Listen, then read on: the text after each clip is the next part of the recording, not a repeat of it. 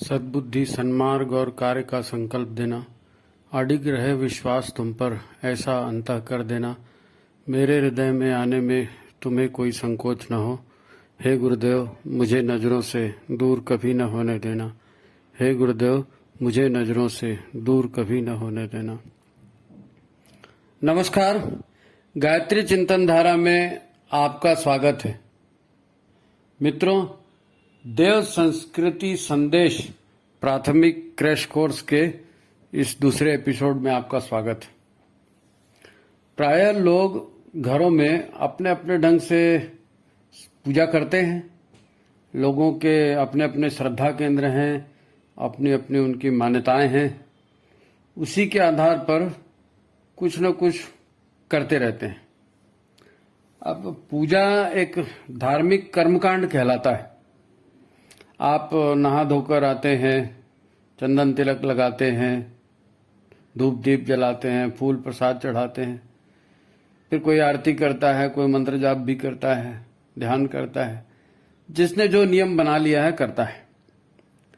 समय समय पर प्रायः लोग अपने इष्ट से प्रार्थना या डिमांड भी करते हैं। कमोबेश ऐसी होता है पूजा के नाम पर। ये हमारे पारंपरिक जो संस्कार हैं उसके माध्यम से ये लोग करते रहते हैं। कुल मिलाकर हमें उम्मीद है कि हम इनकी पूजा करेंगे तो हमारा भला होगा, देवी या देवता का आशीर्वाद हमें मिलेगा। ये हमारे संस्कार इतने गहरे हैं कि फल मिले या न मिले हमें उम्मीद बराबर रहती है और हम ये सारे कर्मकांड करते रहते हैं। इसमें सिर्फ पूजा ही नहीं है, भजन भी है, कीर्तन भी है, सत्संग भी है, तीर्थ यात्रा भी है, अनेक धार्मिक गतिविधियां इसमें शामिल। धर्म ने हमें इसका रास्ता दिखाया है और गुरु हमें बताते हैं कि इस रास्ते पर वास्तव में चलना कैसे है। कर्मकांड तो एक सीढ़ी है, इस पर ठीक से चढ़ना ये आपका काम है। प्रायः लोग एक ही सीढ़ी पर पैर रखते हैं, फिर उठाते हैं, फिर रखते हैं, फिर उठाते हैं, फिर रखते हैं, तो ऊपर चढ़ना नहीं हो पाता, वो वहीं के वहीं रह जाते हैं। ये ऐसे ही है जैसे किताब खोलकर बैठने मात्र से पढ़ाई का लाभ नहीं मिलता, या ट्रैक सूट पहनकर आप बाहर निकल गए और घूम फिर के आ गए तो एक्सरसाइज का लाभ नहीं मिला। आपने कहानी सुनी होगी जिसमें एक माता पिता अपने बच्चे से कहते हैं, बेटा महीना भर तुम्हें पूजा करनी है, हम तीर्थ यात्रा से होकर आते हैं। वो चले जाते हैं। बच्चा 2-4 दिन पूजा करता है, फिर बोर हो जाता है तो सारी मूर्तियां उठा के कुएं में फेंक देता है। जब माता पिता वापिस आते हैं, पूछते हैं, अरे ठाकुर कहाँ गए, वो सब मूर्तियां कहाँ गई?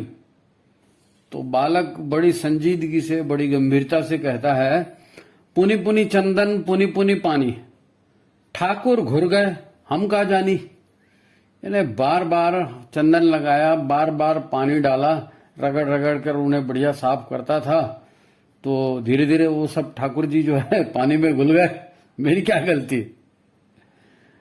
तो ये ऐसा एक उदाहरण कबीरदास जी का भी ऐसा एक उदाहरण है। कबीरदास जी बड़े क्रांतिकारी संत थे, उन्होंने इस पर बड़ी चोट की है, और चोट नहीं की है, सच्चाई बताई है। और उन्होंने कहा, पोथी पढ़ पढ़ जग मुआ, पंडित भया न कोय, 2.5 आखर प्रेम का, पढ़े सो पंडित होए। अब कहना यह नहीं है कि पूजा पाठ से कुछ नहीं होता। अगर कुछ नहीं होता तो हजारों वर्षों से यह परंपरा चलती ही क्यों। जब कबीर प्रेम को पांडित्य कह रहे हैं तो बात में तो दम है, लेकिन ये प्रेम वो लड़का लड़की वाला प्रेम नहीं है। ये भाव ऊर्जा और भाव समर्पण वाली बात है ना। पूजा की सफलता का केंद्र यह भाव ऊर्जा का इष्ट के प्रति समर्पण, ये मेन बात होती है। यह समर्पण रामकृष्ण परमहंस ने मां काली के प्रति किया तो वो भोजन भी उनके हाथ से करती थी। रामकृष्ण परमहंस के हाथ से मां काली भोजन करती थी। ये समर्पण का भाव जो है मीरा का अपने गिरधर के प्रति भी था। समर्पण बोलो, प्रेम बोलो, जो भी है ना। और क्या जबरदस्त प्रभाव था उनके प्रेम का कि उन्हें जहर पिलाया गया तो भी उस जहर का उन पर कोई प्रभाव नहीं पड़ा। उनके कान्हा ने उनको बचा लिया।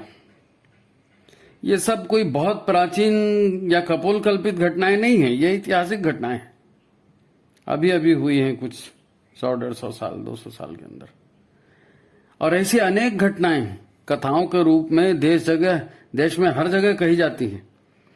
ये सब लोगों की भाव श्रुति नहीं, भाव पूजा की फलश्रुतियां हैं। भाव पूजा ही फलित होती है, भाव पूजा से ही फल मिलता है ना। अब सवाल यह है कि इतनी श्रद्धा, इतनी भक्ति हमारे भीतर कैसे उपजेगी। मन तो कहता है कि अच्छे से पूजा करूं, दिमाग भी यही कहता है कि हाँ पूजा करनी चाहिए, हमारे यहाँ कई पीढ़ी से पूजा चल रही है, तो हम कर्मकांड के पीछे पड़ जाते हैं कि हाँ भाई कई साल से चल रही है, कई पीढ़ी तो हम भी करते हैं, तो कर्मकांड के पीछे हम पड़ जाते हैं। धोती ऐसी नहीं ऐसी पहनना है, आसन इसका नहीं उसका होना चाहिए, ये फूल जरूरी है, ये प्रसाद जरूरी है, ये घंटा घड़ियाल ये जरूरी है। लेकिन आध्यात्म कहता है कि ये सब चेतन मन और बुद्धि का खेल है नहीं। पूजा के कर्मकांड जो है आपको एक सीढ़ी तक ले आते हैं, एक स्थान तक ले आते हैं, उसके बाद आध्यात्मिक ऊर्जा का खेल होता है। आध्यात्म कहता है कि ये सब चेतन मन और बुद्धि का खेल है। सारे तर्क वितर्क चेतन मन और बुद्धि करते हैं। तो ये हमारा चेतन मन, कॉन्शियस माइंड, और हमारा बुद्धि माइंड, ये दोनों मिलकर हमारे कुल अंतःकरण का मात्र 10% हैं। हमको लगता है हमने एमए पीएचडी कर लिया, फलाना साइंस कर लिया, या हम उसके ये हो गए, लेकिन वास्तव में हमारे कुल अंतःकरण का ये मात्र 10% है। संस्कार और भाव तो शेष 90% मन जो है उसमें आते हैं, और ये मन अतल की गहराइयों में होते हैं, हमारे मन के और डीप मन की गहराई में होते हैं।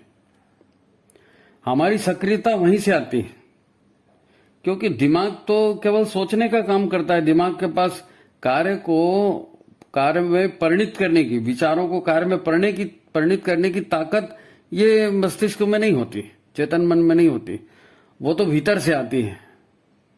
और जब भीतर से क्रिया की प्रेरणा आती है तो चेतन मन और उसके सारे तर्क और उसकी सारी बुद्धि और उसकी सारी डिग्रियां, ज्ञान सब कहाँ गया कुछ पता नहीं चलता, क्योंकि मन के हिसाब से ये शरीर मिला है। मन का ही तो वर्चस्व है, 90% जो मन है उसी की चलती है। अब बात गुस्से की करें या प्रेम की करें या सेक्स की करें, दिमाग पर इनका कंट्रोल नहीं होता। ये तो जब भीतर से भाव उभरता है तब कार्य में परिणित हो जाता है। आपका दिमाग उस समय काम ही नहीं करता। जब सब हो जाता है, भीतर की प्रेरणा क्रियान्वित हो चुकी होती है, तब बुद्धि कहती है अरे यार बड़ा गलत हो गया, मुझको गुस्सा नहीं करना था, मुझको ऐसा नहीं करना था, मुझको ऐसा नहीं, लेकिन वो तो भीतर से आया था, वो हो गया। देखिए ये कर्मकांड आपको पूजा के दरवाजे तक लाते हैं, है नहीं? पूजा के दरवाजे तक कर्मकांड लाते हैं, आपको बताते हैं कि ये लाठी है, ऐसे ऐसे चलो। लेकिन जब चलते हैं तब लाठी छूट जाती है ना। श्रद्धा जो है ये हमारे भीतर उपजती है। भाव की पुनरावृत्ति से अंतर्मन बदलता है, अंतर्मन के संस्कार बदलते हैं भाव की पुनरावृत्ति से। लोग जाप इसीलिए करते हैं, भावनापूर्ण जाप इसीलिए करने के लिए कहा जाता है, बार बार बोलिए, बार बार जाप कीजिए, तब वो भीतर तक जा पाता है। नहीं तो वो आपने जाप किया, चेतन मन में समझ गया कि हाँ भाई इसका अर्थ मेरे को मालूम हो गया, अब आगे बोलो, अब आगे बोलो। बार बार आप उसी को बोलोगे तो फिर चेतन मन सो जाता है, बात अंदर चली जाती है, और ये अंदर गई हुई बात यही संस्कार बन जाती है नहीं? भावों की स्थायी स्थापना हमारे अंतःकरण में हो जाती है। ये सब आध्यात्म का मार्ग है। ये गुरु सिखाते हैं कि कैसे किया जाए, भीतर का परिवर्तन आंतरिक परिवर्तन की कौन कौन सी शक्तियां हैं, किस प्रकार से किया जाए कि आंतरिक परिवर्तन हो जाए। और आंतरिक परिवर्तन होता है तब फल मिलता है, नहीं तो आप सोचते रहिए, कुछ सोचने मात्र से कुछ नहीं होता, करेंगे तब होगा। और वो करने की बात अंतः प्रेरणा से, भीतर की ताकत से होती है। गुरु इसका मार्गदर्शन करते हैं। तो ये दूसरी प्रक्रिया अपन ने आज बताई।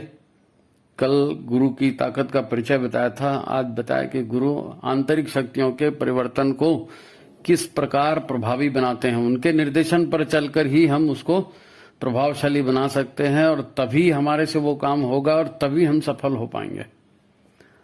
तो दूसरे चरण में आज की बात यही समाप्त करते हैं। मित्रों, कई लोग कह रहे हैं कि ये जो प्रशिक्षण क्रैश कोर्स का है, तो इसको उनको भी शामिल करना था, उनको भी करना था। तो जो यहाँ है वही हो सकते हैं शामिल, क्योंकि प्रत्यक्ष अभ्यास में तो आपको आना पड़ेगा। ये ऑनलाइन वाली जो बातें हैं समझने समझाने के लिए, बोलने बताने के लिए ठीक है, बाकी आप खुद ही आएंगे तब बात बनेगी। तो ठीक है, आज की बात यही समाप्त करते हैं। जिन्होंने भी आपको कहा होगा उनको आप वीडियो भेज सकते हैं, वीडियो भेजे, फिर कभी संयोग बनेगा तो अपन उनसे प्रत्यक्ष अभ्यास करवा लेंगे। तो ठीक है, आज की बात यही समाप्त। नमस्कार।